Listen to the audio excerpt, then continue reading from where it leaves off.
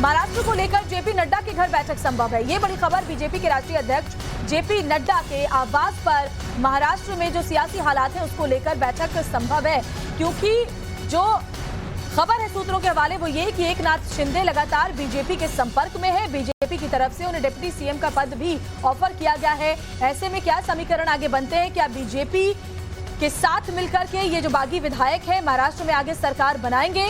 इन तमाम संभावनाओं को लेकर के जेपी नड्डा के आवास पर एक बैठक हो सकती है। ये बड़ी खबर इस वक्त आपको बता दें, महाराष्ट्र के सियासी उठापटक को लेकर के जेपी नड्डा के आवास पर बैठक हो सकती है। हालांकि अभी वहां पर कोई हलचल नहीं है, लेकिन अंदर से जो खबर आ रही है वो ये कि आगे एक बैठक हो सकती है कि आखिर अब आगे बीजेपी क्या रणनीति अपनाएगी। अगर एकनाथ शिंदे और उनके साथ जो तमाम विधायक हैं वो बीजेपी के साथ जुड़ते हैं अगर, तो क्या बीजेपी महाराष्ट्र में सरकार बनाएगी? कैसे जादुई आंकड़े जोड़े जाएंगे? ये अपने आप में बड़ा सवाल है। गौरव का रुख कर लेती हूँ। गौरव, अपनी बात पूरी करें।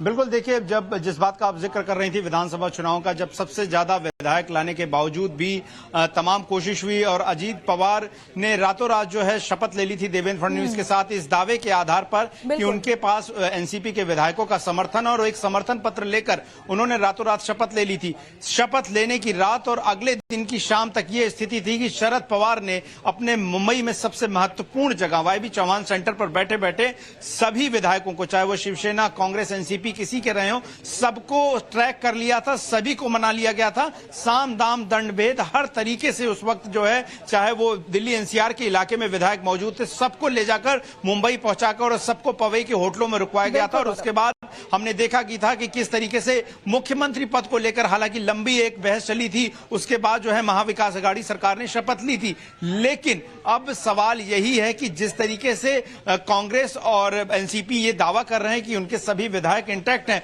और सिर्फ शिवसेना के विधायक, वो भी एकनाथ शिंदे जैसे सीनियर लीडर के लीडरशिप में जो है वो गुजरात पहुंच गए, तो ज्यादा दारोमदार शरद पवार से पहले उद्धव ठाकरे पर है कि वो अपने सहयोगियों को मनाएं और उन्हें वापस लेकर आएं। लेकिन जाहिर तौर पर शरद पवार के ऊपर काफी कुछ डिपेंडेंसी रहेगी कि वो किस तरीके से, क्योंकि उन्होंने कहा था कि 5 साल ये सरकार चलेगी, चलकर रहेगी, और वही स्थिति लोग मानकर चल रहे थे और 2.5 साल बीत चुके थे। लेकिन अब 2.5 साल तो बारकाई से लेकिन शिवसेना के नेता संजय राउत ने साफ कहा है कि बीजेपी ही करवा रही है, इसलिए गुजरात ले जाया गया है, सबका इस्तेमाल हो रहा है, ताकत का इस्तेमाल हो रहा है। नाना पटोले जी के केंद्र का हस्तक्षेप विधान परिषद में इस पर बोला था कि हारने के बाद एक स्क्रिप्ट तैयार करनी पड़ती है, वो नाना पटोले ने पहले से बनाई। वैसे अभी ये जो बगावत हुई है उसकी स्क्रिप्ट संजय राउत लिख रहे हैं।